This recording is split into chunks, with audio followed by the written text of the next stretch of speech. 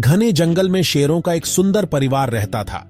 इस परिवार में राजा बब्बर शेर, उसकी रानी पत्नी शेरनी और उनके दो छोटे शावक वीर और बहादुर थे। बब्बर शेर जंगल का राजा था और अपने परिवार की रक्षा करने के लिए हमेशा सतर्क रहता था। जंगल के सभी जानवर बब्बर शेर का सम्मान करते थे। एक दिन जंगल में एक क्रूर और चालाक शिकारी आया। उसका नाम कालिया था और वह शेरों की खाल और पंजे बेचने का व्यापार करता था।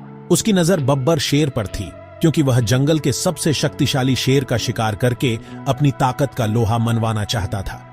कालिया ने जंगल में चारों तरफ जाल बिछा दिए और बब्बर शेर के परिवार की खोज करने लगा।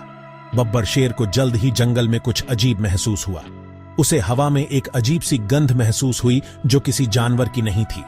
उसने तुरंत रानी शेरनी को और अपने शावकों को सावधान किया। यह जंगल अब सुरक्षित नहीं है, हमें किसी गुप्त स्थान पर छिप जाना चाहिए। लेकिन शावक वीर और बहादुर खेल खेल में आगे निकल गए और एक घनी झाड़ी में छिप गए।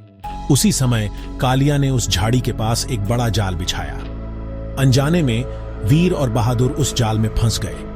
उनकी दहाड़ सुनकर बब्बर शेर और शेरनी तुरंत वहां पहुंचे। उन्होंने देखा कि उनके बच्चे जाल में फंसे हुए थे।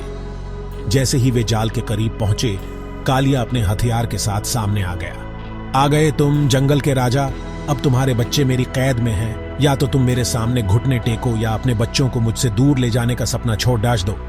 बब्बर शेर को यह देखकर बहुत गुस्सा आया, लेकिन उसने अपनी सूझबूझ से काम लिया।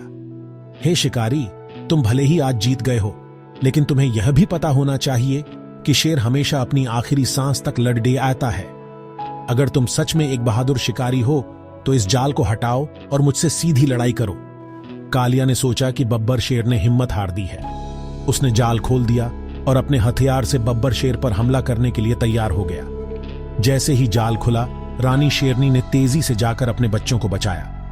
बब्बर शेर ने इस मौके का फायदा उठाया और उसने शिकारी पर ऐसा हमला किया कि उसके सारे हथियार छिन गए। शिकारी बुरी तरह से डर गया। उसने देखा कि जंगल का राजा कितना शक्तिशाली है।